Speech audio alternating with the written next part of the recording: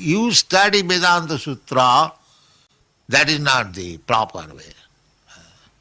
Vedanta Sutra means to understand the Supreme Personality of Godhead, Krishna. As Krishna says, Vedaista sarvai ahameva vedam. By the study of Vedas, if you have attained perfection, then you should know what is Krishna. Krishna also says, Jatatamapi siddhana. Siddha means those who are liberated.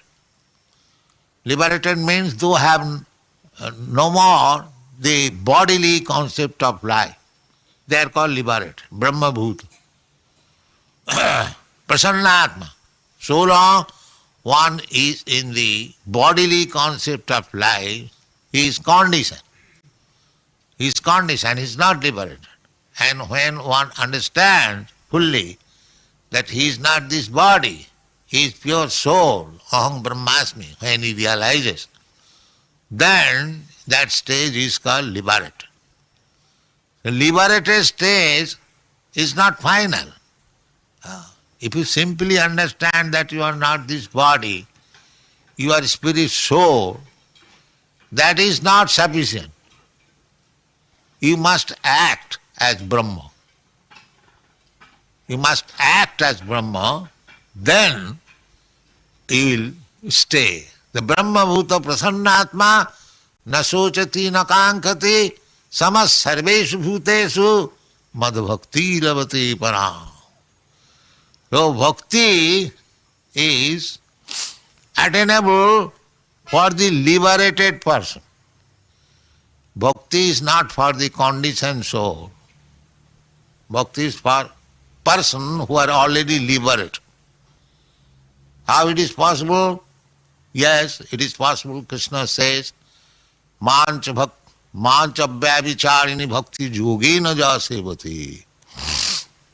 Sagunan samatittayetan brahma bhuyaya kalvati.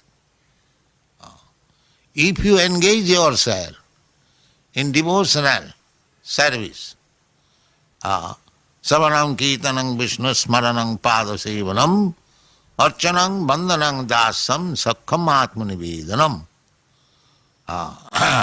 tanmanne aditam uttamam.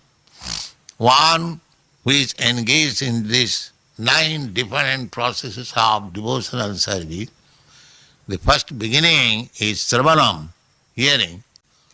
So, under the direction of the spiritual master and the Shastras, immediately he is liberated person. He doesn't require to make separate endeavor for becoming liberated.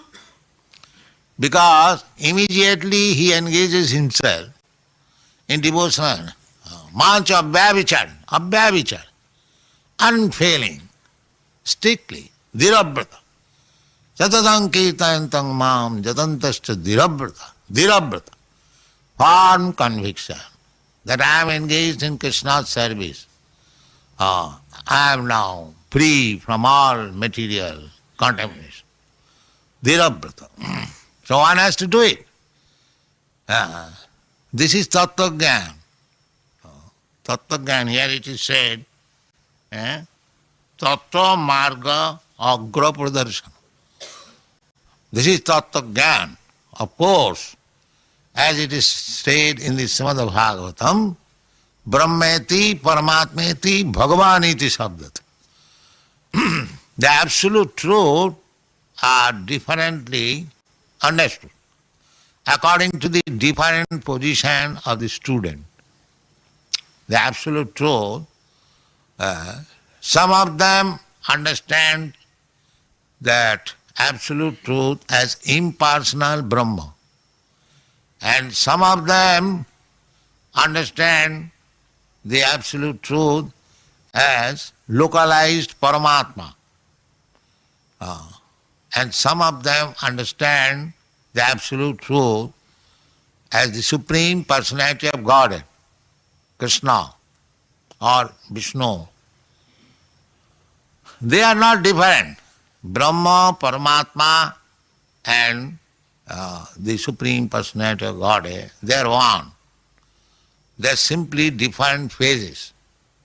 It is simply angle of vision, just like a mountain from a very distant place you'll see just like hazy cloud. And if you come nearer, then you see something green, very high, raised, it's earth. That is one vision. But you are seeing the mountain.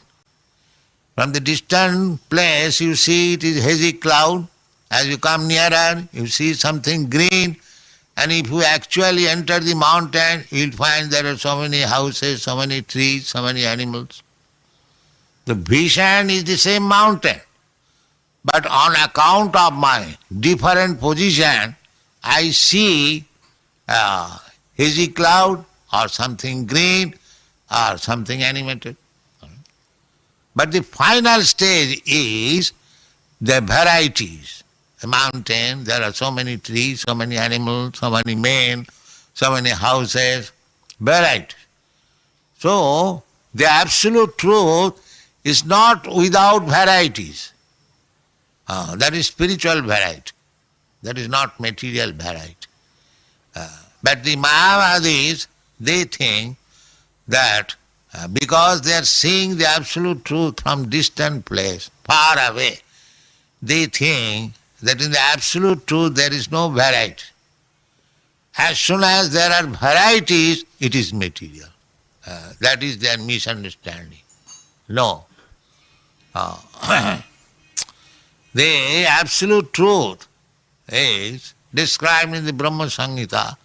Chintamani prakara sadmasu kalpa vrikha lakha briti susurabhi ravipalayantam Lakshmi sahasra sata sambrama sevamanam govindam adipurusam tamahangvajan. There are, in the spiritual world, there are Vaikuntha lokas, there are inhabitants, the devotees, they are all liberated persons.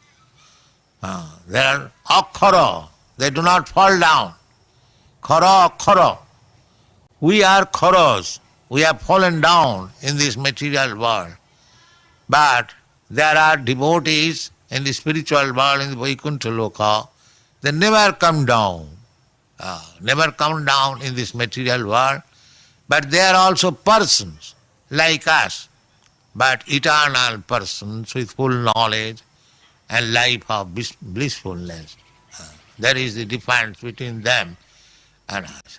That is Tattva-gyan.